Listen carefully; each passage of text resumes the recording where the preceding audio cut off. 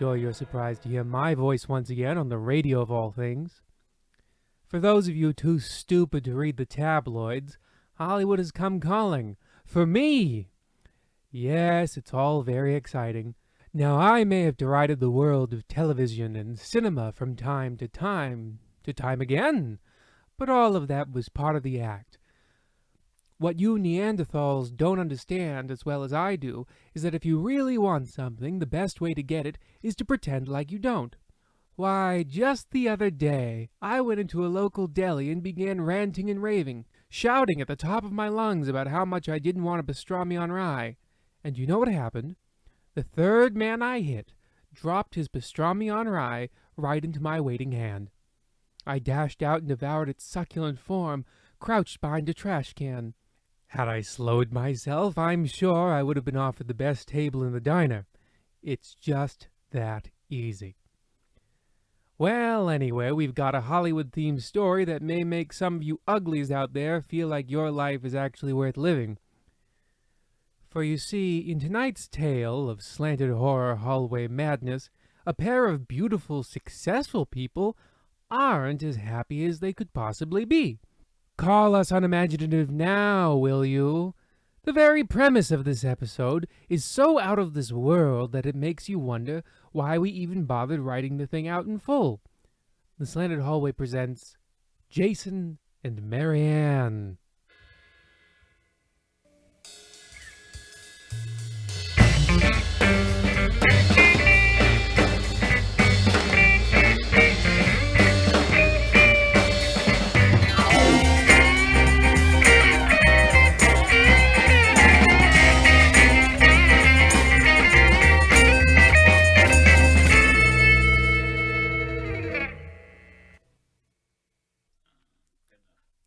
Mr. Melrose, I'm sorry to have kept you waiting. You can come right in.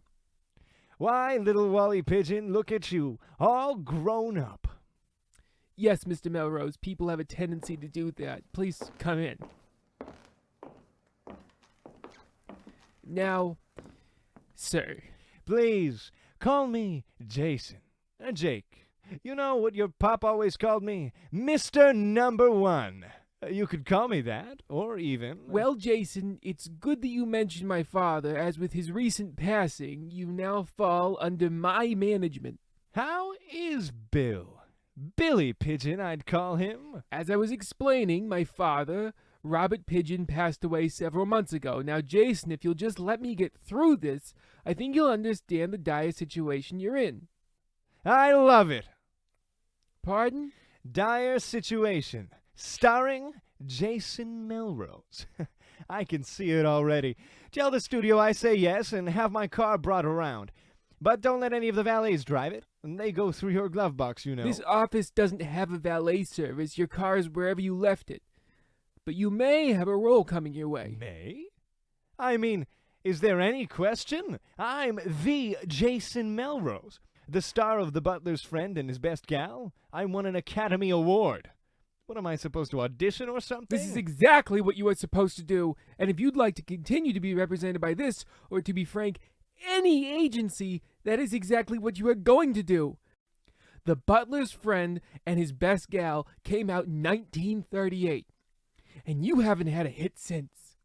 You are an aging, derelict has-been. Has-been?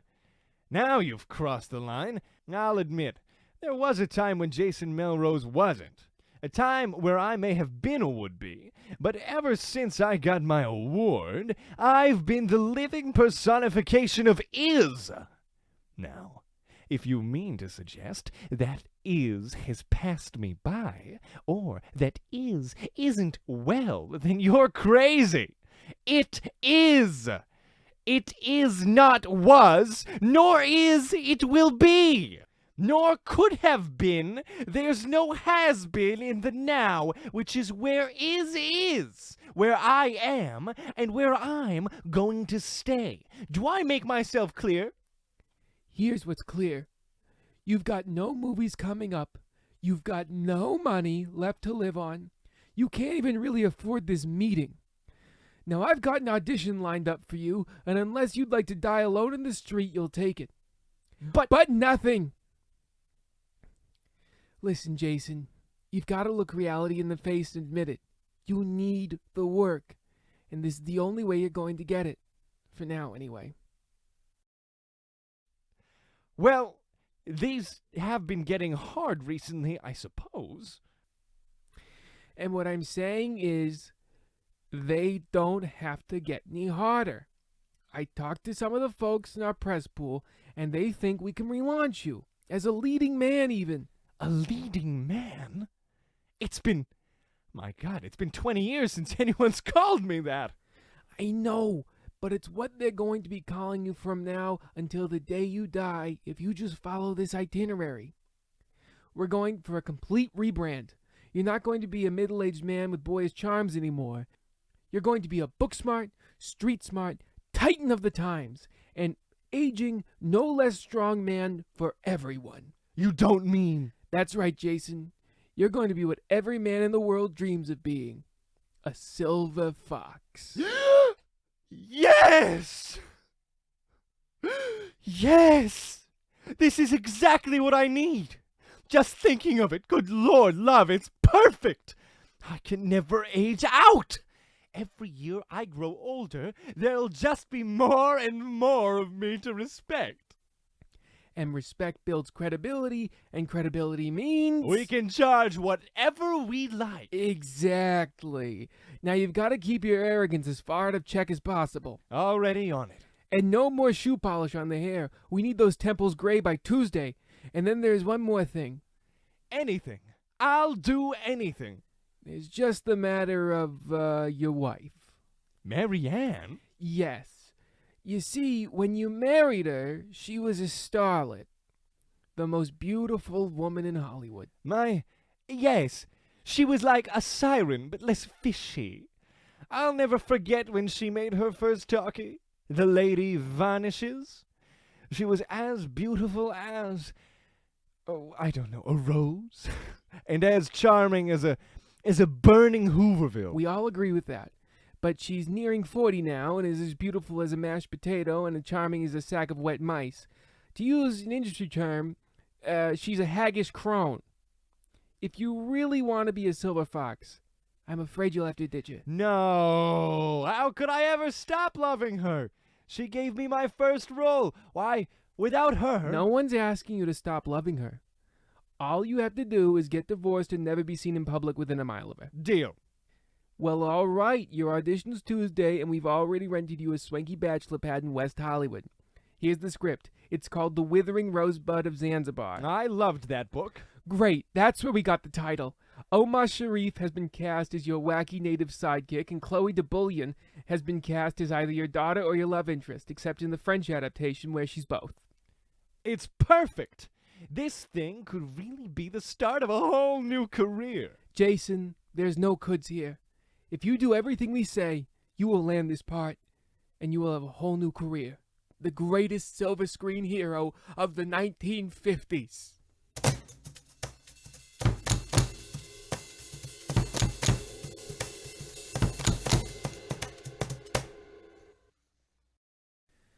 There, you see, just as I said, a movie star of a bygone era is having a hard time clinging to relevance in a society that prizes youth and its beauty above all else. A ridiculous, impossible story. You see, dear listener, I've been at the top of my game for over 30 years. When you've got it, and I mean really got it, you never lose it. A Kraut sapper tried to take it from me at the Marne, but I showed him. I buried you, Ludendorff, and I'll bury the rest of you with him. Anyway, the story continues. Slant hallway, yeah.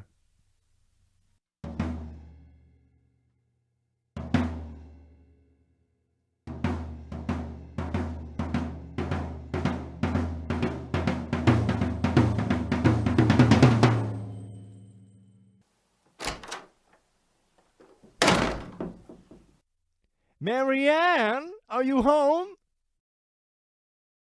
I've got great news. I'm in the sitting room. Well, don't get used to it, because from here on out, it's standing room only.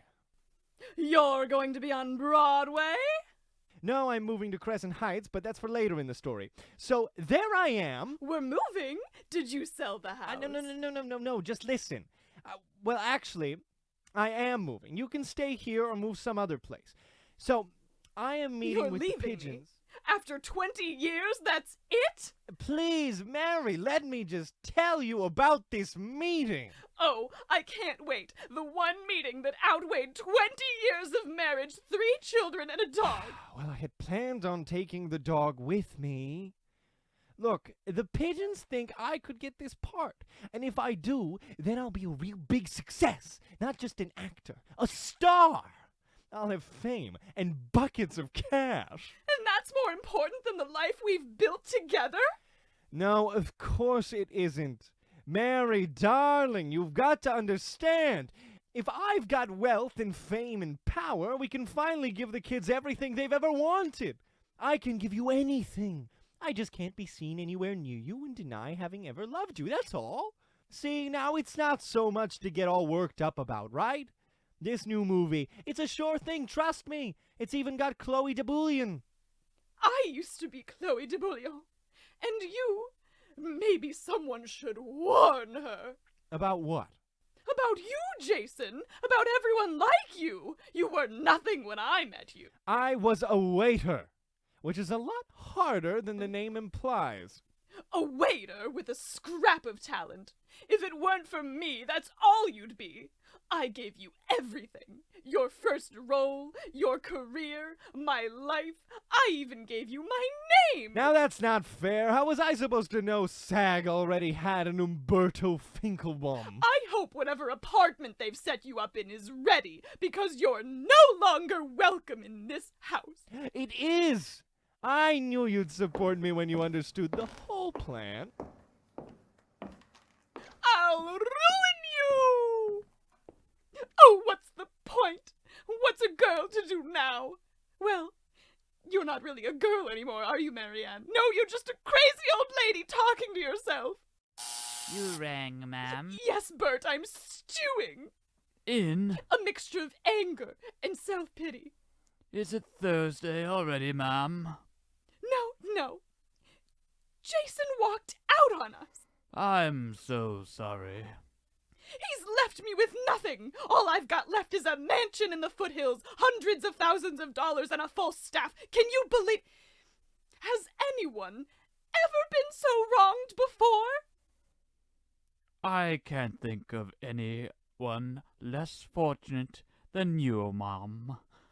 Would you like me to crouch down and act as an ottoman again? I don't think it would help. Besides, he probably took the facts with him. Oh, what am I going to do? You know, Mom, they say revenge is a dish best served cold. You fool! Who could think about eating at a time like this? I meant more... Wait, no! That's it! Yes, if I may be so bold, we What could... is more precious to him than anything else in this life? Mr. Melrose does love his career.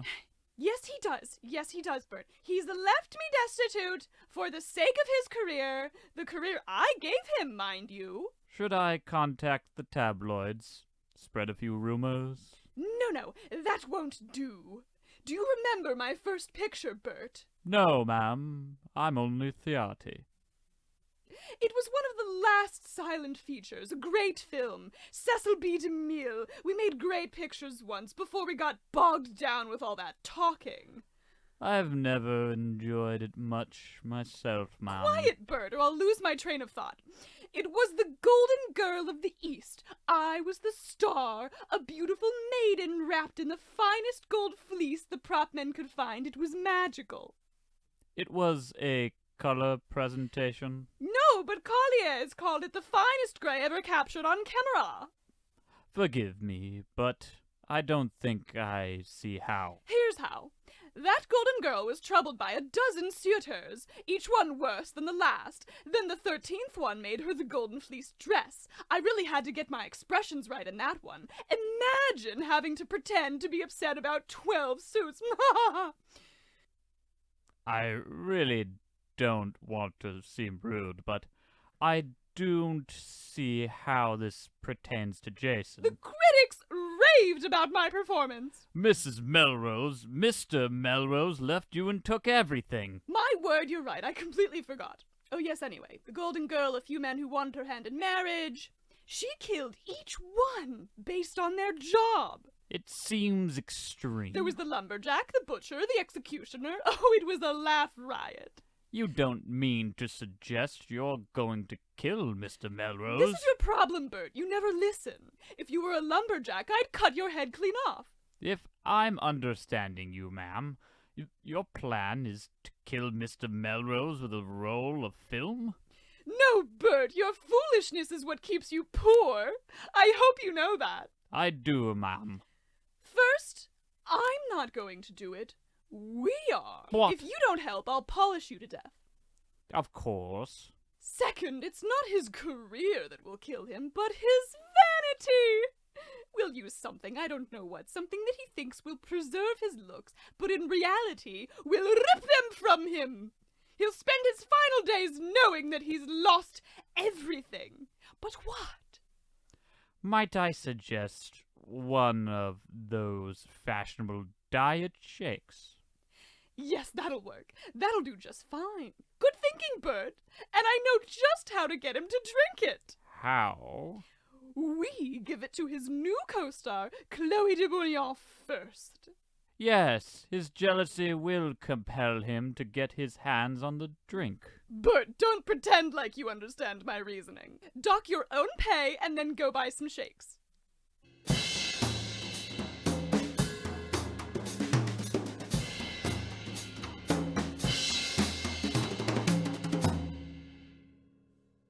Hey, Maryanne! Chloe, my much younger than you beautiful co-star, got herself some hot diet shake. And why would I know about that? Well, look at yourself. Oh, hey, Bert, I forgot we bought you. You didn't... Oh, never mind. Yeah, well, anyway, Toots, you got the shaker now. As it happens, I do. I knew you would. You're always looking out for me. That's why I left you the house. Bert, can you grab my dry cleaning for me? I don't work for you anymore. Oh, well then. See, the thing is, I'm fairly peckish. Hence, the diet shake needing, I like to eat. I guess that's the problem. What was I talking about? Oh, right, I'm hungry. Maryanne, I hunger a sandwich. Of course. Bert, come with me. No. I want to talk with him. See, Bert, I meant to take you with me. I am free to choose. Come, Bert. Bert, I'll pay you more. Not in money, but I don't know how you'd call it. A personal value? Come, Bertie Bert. Bert. Bert. Come, Bert. Man, I really am amazing. I've been here all of, 30 seconds. Tie is for the poor, as Father always said. Sure is lonely being in a room by yourself. Golly, if it weren't for me talking, I'd be in complete silence. Except for my thoughts, of course. Any second now. Maryanne? Oh, no. No, that was just a gust of wind. Any second now. Oh, thank God. Here's your sandwich. Oh, it sure is raw and gooey. Just the way I like 'em. I never forget. Say, where's, the guy? Bert? No, that wasn't his name. Cutler, the Cutler? Bert the butler. No, whatever. He's around here somewhere. Right under your nose. No, that's my mustache. And a big sandwich. You're dumb, I'm smart, you're small, and I will be too once I start glugging down them diet shakes. Thanks, babe. Jason Melrose, out.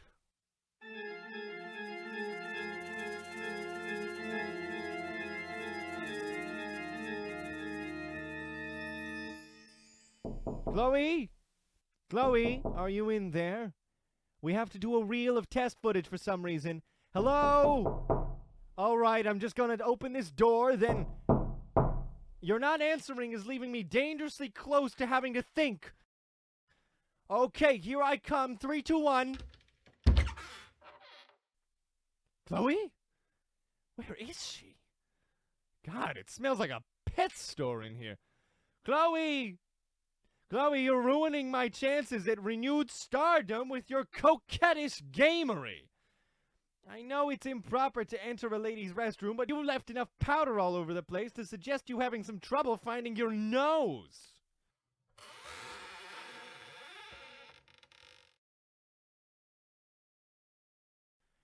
Ah! A skeleton! Wait a minute. Halloween is months away. Either she has no respect for office decor, or she's dead. But how? Better drink a couple of shakes about this. Chloe de Bouillon found rotting in a dressing room. Perfect! Oh, Bert, if I hadn't killed you and fed you to my husband in a fit of feminine hysteria, I bet we'd both be laughing about this.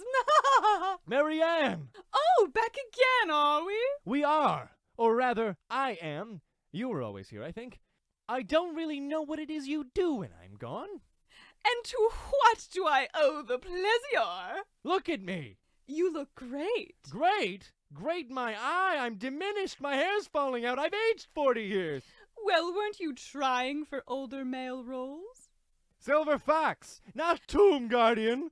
How can I be believable as a brave adventurer / college professor / international sex symbol looking like this? Sounding like this? So you mean to tell me you've aged out of stardom? The world might turn its back on you just because you're less than perfectly beautiful? Yes, obviously that's exactly what I'm saying and experiencing right now. Well, now you know how it feels! Ah! How what feels? No one, and I mean no one, has ever suffered as much as I have. I've lost everything, and what few things I do have, I'll lose as soon as the producers see me like this. I'm ruined. At least you had some warning. I was given nothing when the producers changed on me, when you left. Please, I have no idea what you're talking about. I just need help. I mean, I really have to spell it out for you. I got no idea what could be doing this. It's the diet shake. But you gave it to me. To destroy your dreams. But Chloe had them. I gave them to her, and I killed and fed you, Bert. It all makes sense now. It was whatever was in that sandwich. I should have sworn off red meat after that mad cow epidemic a few years ago. Bert was in the sandwich. I killed him because you wanted him. I destroyed Chloe, and I will destroy you too, Jason. Not on your life, doll. Jason Melrose doesn't lose to you. Understand? Jason Melrose doesn't exist. I made up the name. You are a loser. Everything you have, I have given you. Based on how you look now, in a few hours' time, Jason Melrose will be dead, and the last trace of the greatest mistake I ever made will be wiped off of the earth. Well, then you're coming with me. You can't hit a woman!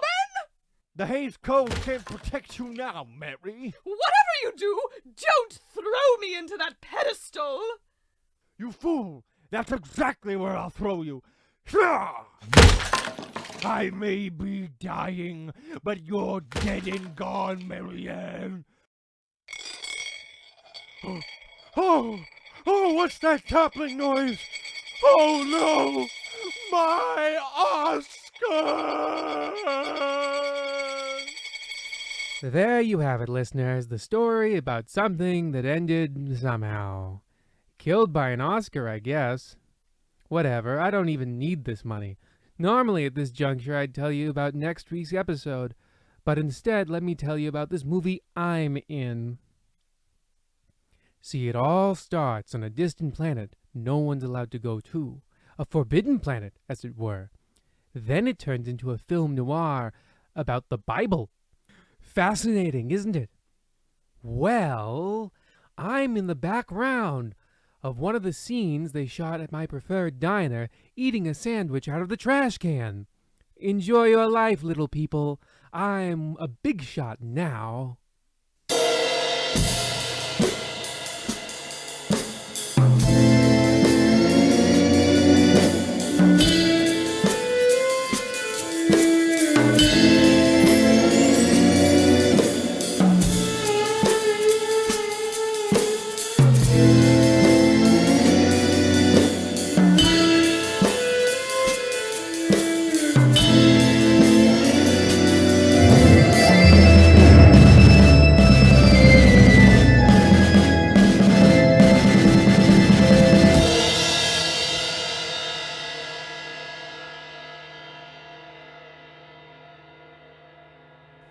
Fascinating, isn't it?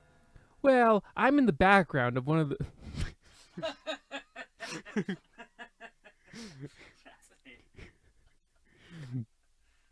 Fascinating. Well, I'm in the background of one of... Well, I'm in the background of one of the scenes they shot at my preferred diner. It's okay. Well, I'm in the background of one of the scenes they shot at my preferred diner, eating a sandwich out of the trash. It's so tough. It's so... I don't know, you're the best narrators. It's always tough to beat yours.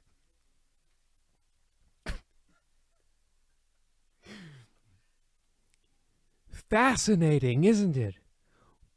Me.